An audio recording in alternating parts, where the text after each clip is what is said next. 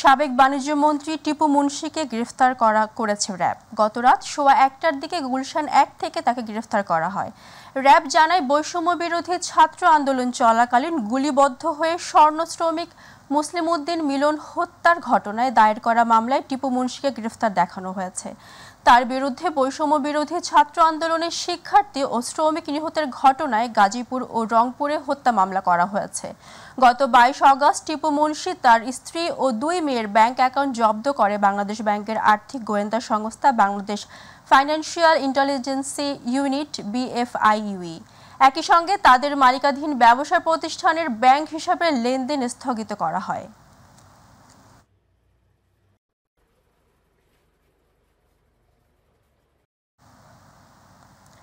বৈষম্য বিরোধী ছাত্র আন্দোলন চলাকালে বাড্ডায় সুমন শিকদারকে গুলি করে হত্যার অভিযোগ করে মামলায় সালমান এফ রহমান ও সাবেক আইনমন্ত্রী আনিসুল হকের 5 দিন রিমান্ড মঞ্জুর করেছে আদালত।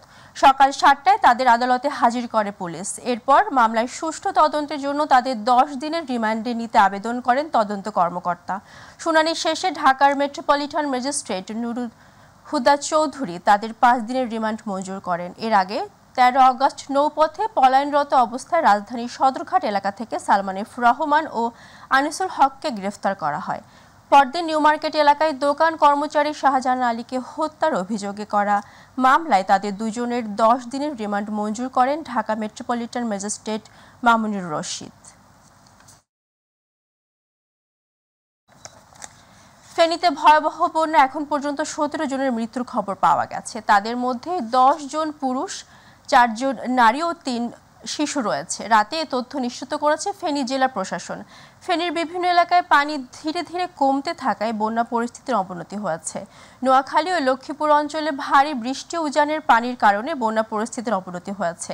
টানা বৃষ্টি ও ভারত থেকে আসা উজানের পানিতে দীর্ঘদিন ধরে পানিবন্দী নোয়াখালীর বাসিন্দারা।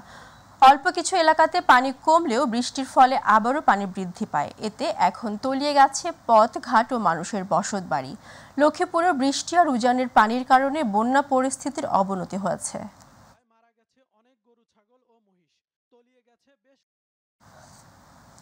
বন্যা কবলিত এলাকার মানুষকে খাদ্য সহায়তা দেওয়ার লক্ষ্যে টিএসসিতে 7ম দিনের মতো চলে খাদ্য ও ত্রাণ সংগ্রহ কার্যক্রম। স্বেচ্ছায় বিভিন্ন স্কুল, কলেজ ও বিশ্ববিদ্যালয়ের শিক্ষার্থীদের পাশাপাশি অভিভাবকরাও সহায়তা করেছেন খাদ্য প্যাকেজিং কাজে। মানুষ মানুষের জন্য এই স্লোগান বাস্তবায়ন করতে খাদ্য সহায়তা কার্যক্রমে অংশ নিয়েছেন বিভিন্ন শ্রেণীর পেশার মানুষ। ইউসুফ আলীর রিপোর্ট। দেশের যেসব জেলা বন্যা কবলিত হয়েছে সেসব জেলায় মানুষকে খাদ্য সহায়তা দিতে ঢাকা বিশ্ববিদ্যালয়ের টিএসসিতে চলছে বিভিন্ন ধরনের খাদ্য, বিশুদ্ধ পানি ও শিশু খাদ্য সংগ্রহ। বৈষম্যবিরোধী ছাত্র আন্দোলনের উদ্যোগে বিশাল এ কর্মযজ্ঞে কাজ করছে দেশের বিভিন্ন শিক্ষা প্রতিষ্ঠানের ছাত্রছাত্রীরা। আসলাম আমার আম্মুর সাথে আরো কিছু জিনিস নিয়ে, তারপর এসে এখানে কাজ করা শুরু করলাম। আমি এখানে বিস্কুট ভরতেছি, তারপর বন্যাদের জন্য ভরতেছি। এখানে আমার ভালো লাগছে করতে কাজটা, আমার ফ্যামিলিও আছে এখানে। বন্যার্তদের জন্য স্বেচ্ছায় খাদ্য সহায়তা দেওয়ার পর তা প্রক্রিয়াকরণ করতে যোগ দিয়েছে তৃতীয় লিঙ্গের মানুষও। যারা দুর্গত ওরাও তো আমাদের ভাই বোন, হ্যাঁ, ওরা তো আজকে বিপদের মধ্যে পড়ে আসছে। হ্যাঁ, তাদের জন্য আমরা স্বেচ্ছাসেবক হিসেবে কাজ করতেছি। শিক্ষার্থীদের কাজে সহায়তা করতে অভিভাবকরাও যোগ দিয়েছেন টিএসসি চত্বরে। আমার মেয়ে আসছে, ক্লাস 8-এ পড়ে, ও 2 দিন আসতে পারে না, সে অনেক কান্না। আমি সবাইকে সহযোগিতা করব। আমি ওখানে কিছু করতে পারতেছি না, কিন্তু আমি এখানে হেল্প করবো। মানে আমরা কিন্তু আনন্দে কাজ করতেছি, আমাদের অনেক কষ্ট, মানে কোনো কষ্টই আমাদের মনে হইতেছে না। এই যে ছাত্রদেরকে সহযোগিতা করছি, আমিও তো একজন ছাত্রের মা। বিভিন্ন শ্রেণী পেশার মানুষের সহায়তায় আকস্মিক বন্যায় যে খাদ্য সংকট দেখা দিয়েছে তা কাটিয়ে ওঠা সম্ভব হবে বলে মনে করছেন সংশ্লিষ্টরা। ইউসুফ আলী, মাই টিভি, ঢাকা। খুলনায় গণত্রাণ কর্মসূচিতে বিভিন্ন শিক্ষা প্রতিষ্ঠানের শিক্ষার্থীদের বিশাল কর্মযজ্ঞ চলছে। দেশের চলমান বন্যা পরিস্থিতিতে বন্যার্তদের সাহায্যের জন্য খুলনা বিশ্ববিদ্যালয় সহ বিভিন্ন শিক্ষা প্রতিষ্ঠানের সাধারণ শিক্ষার্থীরা হাতে নিয়েছে গণত্রাণ সংগ্রহ কর্মসূচি। খুলনা থেকে শিশির রঞ্জন মল্লিকের রিপোর্ট, জানাচ্ছেন জুবাইর রহমান। বন্যায় ক্ষতিগ্রস্ত শত শত মানুষকে সাহায্যের জন্য এবং এই কর্মসূচিতে অংশগ্রহণ করতে এগিয়ে আসছেন সকল শ্রেণী পেশার মানুষ। সংগ্রহকৃত টাকা দিয়ে প্রয়োজনীয় দ্রব্য কিনে বন্যা কবলিত এলাকা ফেনী, কুমিল্লা, খাগড়াছড়ি, নোয়াখালী, চট্টগ্রাম এবং তীব্র জোয়ারের পানিতে বেড়িবাঁধ ভেঙে প্লাবিত খুলনার পাইকগাছায় ত্রাণ সামগ্রী পৌঁছে দিচ্ছে শিক্ষার্থীদের কয়েকটি টিম। সম্প্রতি খুলনার পাইকগাছাতে 200 পরিবারের মধ্যে এবং খাগড়াছড়িতে 150টি পরিবারের মধ্যে ত্রাণ সামগ্রী বিতরণ করা হয়েছে। এর আগে পাইকগাছায় পিকআপ ট্রাক ভর্তি ত্রাণ সামগ্রী এবং খাগড়াছড়িতে 125টি পরিবারের মধ্যে ত্রাণ বিতরণ করা হয়েছে। গত 24শে আগস্ট থেকে খুলনার 3টি পয়েন্টে ময়লাপোতা মোড়, শিববাড়ি এবং ফুলবাড়ি গেটে গণত্রাণ গ্রহণ কর্মসূচি শুরু হয়। নগদ অর্থ, চাল, ডাল, আটা, তেল এবং পানি গণত্রাণ গ্রহণ কর্মসূচিতে দেওয়ার জন্য উৎসাহিত করেন শিক্ষার্থীরা। ছাত্রদের উদ্দেশ্যে আমি খুবই খুশি, সাধ্যমতন এখন চেষ্টা করছে অনুদান দেওয়ার।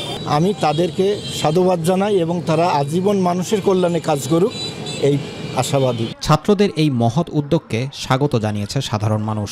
আমরা তৃতীয় লঙ্গের মানুষ, আমার গুরু, আমরা মিলে আমরা ছাত্র ভাইদের পাশে আমরা দাঁড়িয়েছি। আমরা ক্ষুদ্র মানুষ, যতটুকু পারছি ওনাদের পাশে দাঁড়িয়েছি। দেশের এই ক্রান্তিকালে মানুষের পাশে দাঁড়াতে পেরে খুশি সব শ্রেণী পেশার মানুষ। গণমানুষ যারা ছিল সবাই কিন্তু আমাদের এই বৈষম্য বিরোধিতা দেখে সবাই মানে হুমড়ে খেয়ে পড়া যেটাকে বলে, সবাই এত পরিমাণে হেল্প করছে। 3টা পয়েন্ট রয়েছে এখানে, হচ্ছে আমাদের কাপড়, খাবার, শুকনো খাবার, চাল ও নগদ অর্থ নেওয়া হচ্ছে। এই ব্যানারের আমাদের কার্যক্রম পুরোপুরি স্বচ্ছ এবং নিয়মতান্ত্রিক। ছাত্র সমাজ তারা যে উদ্যোগ নিয়েছে, দিনরাত পরিশ্রম করছে, এটাকে সাধুবাদ জানাচ্ছি এবং তাদের এই উদ্যোগটা আরো সফল হোক। সবাইকে সাথে নিয়ে অসহায় মানুষগুলোর পাশে দাঁড়াতে দৃঢ় প্রত্যয়ী সবাই। Zubair Rahman, My TV news. আওয়ামী লীগ সরকার পতনের পর আবারও স্বাভাবিক হতে শুরু করেছে সাতক্ষীরার আইন শৃঙ্খলা পরিস্থিতি। প্রতিটি জেলায় সাধারণ ডায়েরি থেকে শুরু করে মামলা, গ্রেফতার সহ সকল কার্যক্রম শুরু হয়েছে। এদিকে পুলিশ কাজে ফেরায় স্বস্তি ফিরেছে জনমনে, নিয়ন্ত্রণ এসেছে আইন শৃঙ্খলা পরিস্থিতিরও। প্রতিনিধি ফয়জুল হক বাবুর পাঠানো তথ্য, ভিডিও চিত্রে আরও জানাচ্ছেন শামস তাবরিজ উচ্ছ্বাস।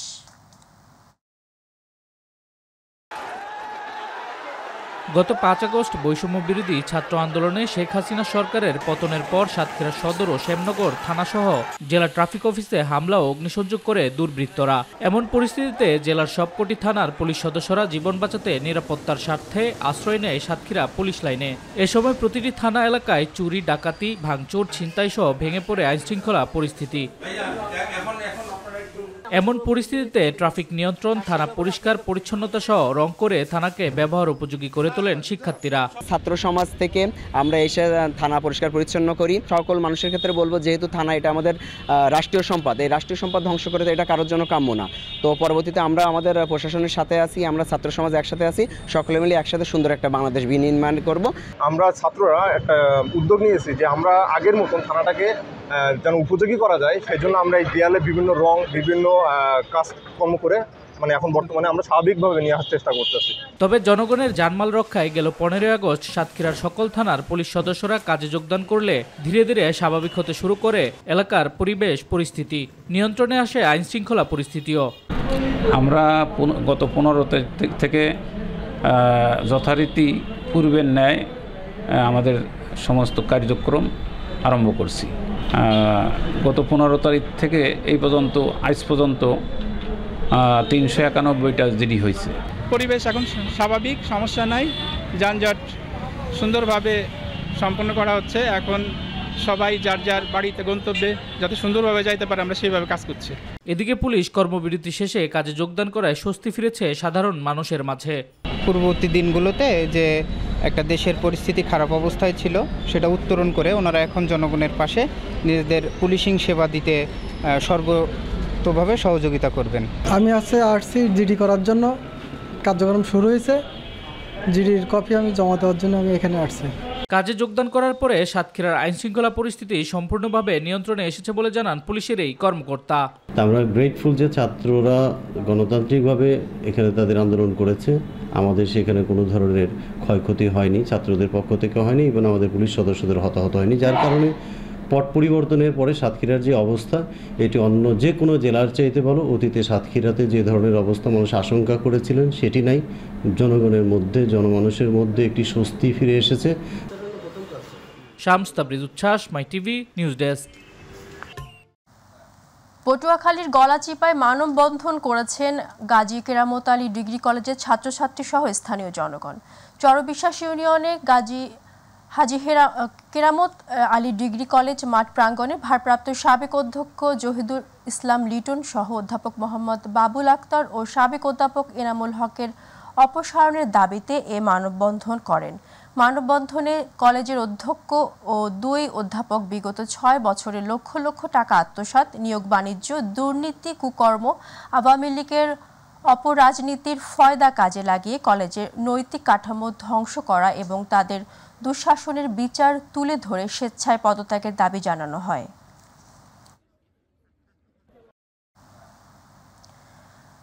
মানবতার তরুণ ফেরিওয়ালা দেশের জনপ্রিয় YouTuber satellite TV channel my টিভির পরিচালক তৌহিদ আফ্রিদির একটি বিশাল স্বেচ্ছাসেবী টিম বুধবার সারাদিন বন্যা কবলিত লক্ষ্মীপুর সদর পৌরসভা সহ দেশের বিভিন্ন ইউনিয়নে পানিবন্দী ক্ষতিগ্রস্ত মানুষের মাঝে শুকনা খাবার সহ ত্রাণ সামগ্রী বিতরণ করেছে।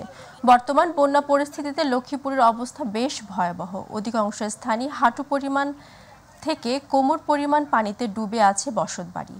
প্রত্যন্ত এলাকায় পানিবন্দী বনবাসী মানুষের মাঝে খাদ্য ও ত্রাণ সামগ্রী পৌঁছে দেওয়ায় তৌহিদ আফ্রিদি ও তার টিমের সদস্যদের প্রশংসা করে ধন্যবাদ জানিয়েছেন এলাকাবাসী।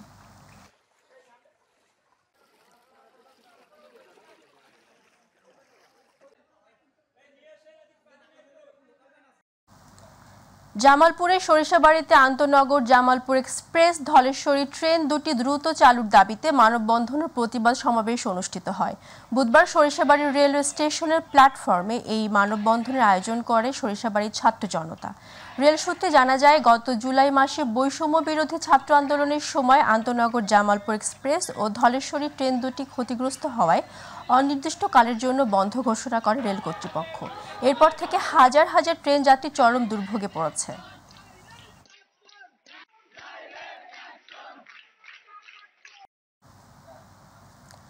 সাতক্ষীরা আশাশুনি শিউলা ইউনিয়নে 1 নং ওয়ার্ড বিএনপির সাবেক সভাপতি আব্দুল হাকিম সর্দার হত্যা মামলায় প্রধান আসামি সন্ত্রাসী আলাউদ্দিন লাকি ও তার সহযোগীদের গ্রেফতার এবং বিচারের দাবিতে সমাবেশ অনুষ্ঠিত হয়েছে। আশাশুনি শিউলা ইউনিয়ন বিএনপির আয়োজনে মহিষকুর বাজারে বুধবার এই সমাবেশ অনুষ্ঠিত হয়। শিউলা ইউনিয়ন বিএনপির আহ্বায়ক আব্দুল মালিকের সভাপতিত্বে সমাবেশের প্রধান অতিথির বক্তব্য রাখেন আশাশুনি উপজেলার বিএনপির আহ্বায়ক সময় হেদায়েতুল ইসলাম।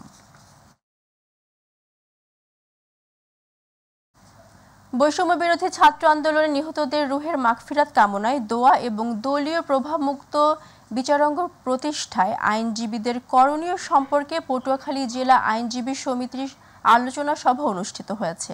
বুধবার পটুয়াখালী জেলা আইনজীবী সমিতি মিলনায়তনে সমিতির সভাপতি এটিএম মোজাম্মেল হোসেন তপন তার সভাপতিত্বে এই সাধারণ সম্পাদক মোহাম্মদ লুৎফর রহমান খোকনের পরিচালনায় আলোচনা সভার শুরুতে বৈষম্য বিরোধী ছাত্র আন্দোলনের নিহত শহীদদের স্মরণে দাঁড়িয়ে 1 মিনিট নীরবতা পালন এবং শহীদদের রুহের মাগফিরাত কামনায় দোয়া মোনাজাত করা হয়।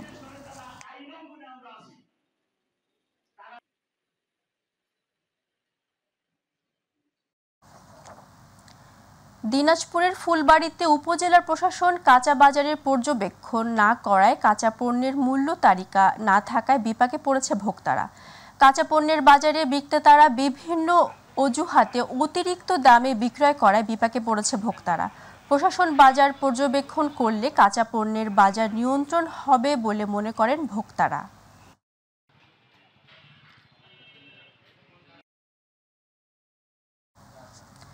চট্টগ্রামের মিরসরাই উপজেলায় বড়াইহাট পৌর এলাকায় বিএনপির 2 গ্রুপের হামলা ও পাল্টা হামলায় 10 বিএনপি ও যুবদল নেতাসহ দুপক্ষের অন্তত 20 জন আহত হয়েছেন।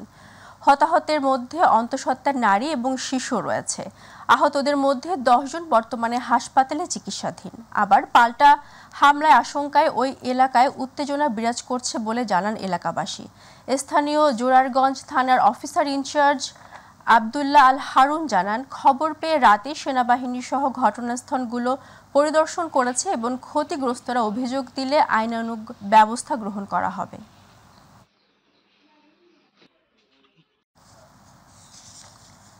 যশোরে রফিকুল ইসলাম নামের একজনকে হত্যার ২৬ বছর পর ৬ আসামির যাবজ্জীবন সহ ১০ আসামির কারাদণ্ড দিয়েছে যশোর আদালতের স্পেশাল জজ বিচারক মোহাম্মদ শামসুল হক এর রায় ঘোষণা করেন। বুধবার রাষ্ট্রপক্ষের আইনজীবী স্পেশাল পিপি সাজ্জাদ মোস্তফার রাজা জানান, জমিজমা সংক্রান্ত বিরোধের জের ধরে ১৯৯৮ সালের ১৩ জানুয়ারি আসামিরা রফিকুল ইসলামের বাড়িতে হামলা চালান এবং ধারালো অস্ত্র দিয়ে গলা কেটে হত্যা করা হয়। অপর ৪ আসামি মামলা চলাকালে মৃত্যুবরণ করায় তাদের হত্যার দায় থেকে অব্যাহতি দিয়েছে বিচারক।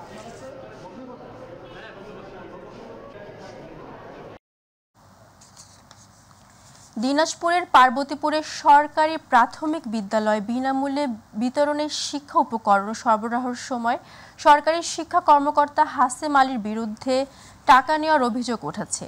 এ নিয়ে মাই টিভিতে সংবাদ প্রচারের পর এলাকায় চাঞ্চল্যের সৃষ্টি হলে বিষয়টি নজরে আসে সংশ্লিষ্ট কর্তৃপক্ষের। ঘটনা ধাপাচাপা দিতে ভুক্তভোগী ১৬৮ বিশ্ববিদ্যালয়ের প্রধান শিক্ষকদের ডেকে স্বেচ্ছায় টাকা দিয়েছেন। এ মর্মে লেখা কাগজে জোরপূর্বক স্বাক্ষর নেওয়া হয়। ঊর্ধ্বতন কর্তৃপক্ষের নির্দেশে টাকা নেওয়ার কথা বলা হলে তাকে জানিয়েছেন দিনাজপুর জেলা শিক্ষা কর্মকর্তা নজরুল ইসলাম।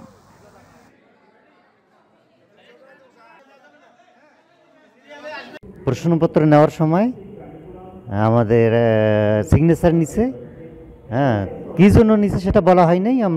আমি সিগনেচার দিছি, সিগনেচার করে দিয়ে দিছি ওখানে, ওই যে যেটা প্রশ্ন যেদিন আমাদেরকে দিল সকলে সই করে আমি সই করেছি। কুষ্টিয়ায় মিরপুরে শান্তি সমাবেশ করেছে জাতীয় পার্টি। বুধবার শহরের ইগল চত্বরে অনুষ্ঠিত উক্ত শান্তি সমাবেশে প্রধান অতিথি হিসেবে উপস্থিত ছিলেন জাতীয় পার্টির মহাসচিব কাজী জাফর, কুষ্টিয়া ২ আসনের সাবেক সংসদ সদস্য হাসান হাবিব লিঙ্কন, মোজাম্মেল হক জোয়ারদের সভাপতিত্বে এ সময় উপজেলা, পৌর ও ইউনিয়ন জাতীয় পার্টির বিভিন্ন পর্যায়ের নেতৃবৃন্দরা বক্তব্য রাখেন। পরে বৈষম্য বিরোধী ছাত্র আন্দোলনের শিক্ষার্থী সহ নিহত সকলের আত্মার শান্তির কামনা দোয়া করা হয়।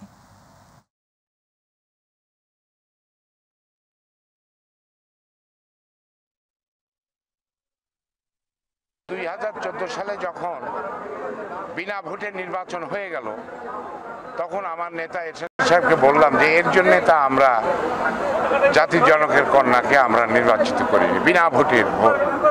আমি তখন এরশাদ সাহেবের কাছে আমার পদত্যাগপত্র দাখিল করি।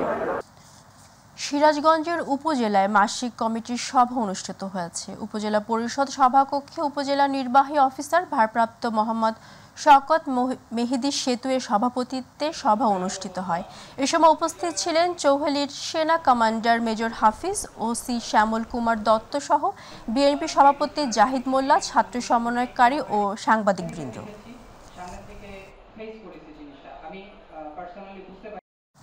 ময়মনসিংহে মানুষের জীবনমান উন্নয়নে বিভিন্ন পর্যায়ের নারী উদ্যোক্তাদের অংশগ্রহণে উদ্যোক্তা সম্মেলন ও অর্থায়ন নীতিমালা ও কৌশল শীর্ষক সেমিনার অনুষ্ঠিত হয়েছে।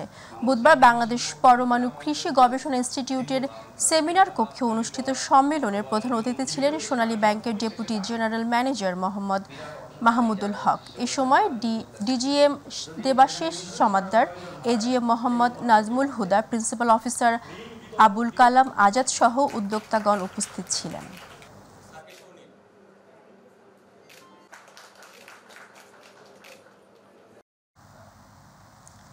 নারায়ণগঞ্জের রূপগঞ্জ উপজেলায় বিএনপি অঙ্গ সহযোগী সংগঠনের নেতৃবৃন্দদের বিরুদ্ধে পরিকল্পিত ষড়যন্ত্রের হয়রানিমূলক মিথ্যা মামলার প্রত্যাহার ও প্রতিবাদ সংবাদ সম্মেলন করা হয়। রূপগঞ্জ উপজেলা প্রেস ক্লাব কার্যালয়ে এ সংবাদ সম্মেলন হয়। সংবাদ সম্মেলনে লিখিত বক্তব্য পাঠ করেন রূপগঞ্জ উপজেলা যুবদলের সিনিয়র যুগ্ম সাধারণ সম্পাদক মোহাম্মদ শামীম মিয়া। লিখিত বক্তব্যে তিনি হয়রানিমূলক মামলা প্রত্যাহারের দাবি জানান।